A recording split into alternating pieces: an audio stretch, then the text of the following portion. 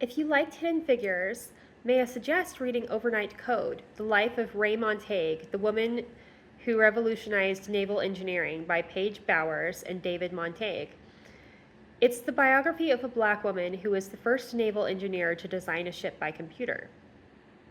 It was written by a biographer with the help of Raye Montague's son, David. This is a review. I give it my overall endorsement with the caveat I'll explain at the end.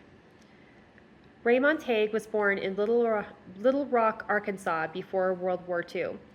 She came from a family of strong women who taught her that she could become anything she worked hard enough to become. Montague's life trajectory changed as a little girl during the war. The Japanese Navy sent mini subs into Pearl Harbor before the main attack. The U.S. was able to capture 2 of them, study them, and send at least one of them around the harbors of the nation for public tours. Montague went inside one of these subs. She went home and told her mother that she wanted to build ships.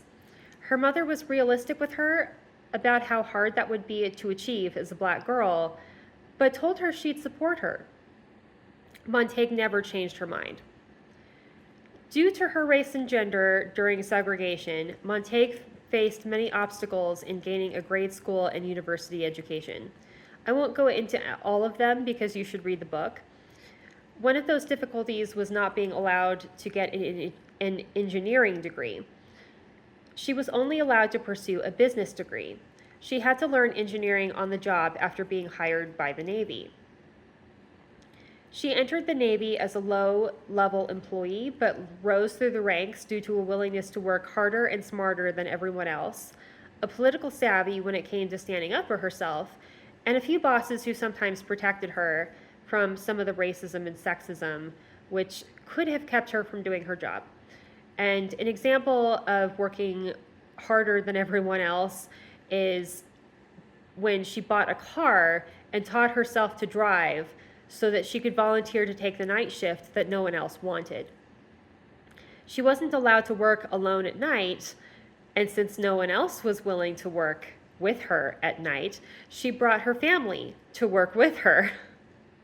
She also demonstrated an ability to do the seemingly impossible, working smarter than everyone else, such as creating a computer program that could design a ship in 18 hours, something that normally took human hands months to do by hand.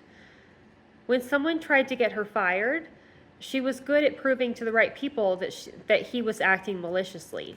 She won. She was also lucky with a couple of bosses that could see her value and helped her climb the career ladder to some extent. During Montague's career, she also often found time to speak to low-income schools and community groups about opportunities for employment in the Navy while going to university at night. After her retirement, she moved close to David, who had become a college professor back in Arkansas, where she resumed public speaking. Raye was finally recognized for her accomplishments around the same time that the book and movie Hidden Figures came out. She died a proud grandmother. The best parts of the book were in the first half and at the very end. Her marriages were less interesting than her work life, which made the book drag somewhat in the second half. David's memories and perspectives were sometimes featured in the book, especially once the timeline reached his teen years. His perspective became prominent in the second half, making it partly his memoir. Still, his perspective was inserted in useful places, and the narrative never strayed too far from verifiable facts. David was complimentary yet realistic about his mother and grandmother. Overall, I give this biography 3.5 stars. Thanks for watching. Take care.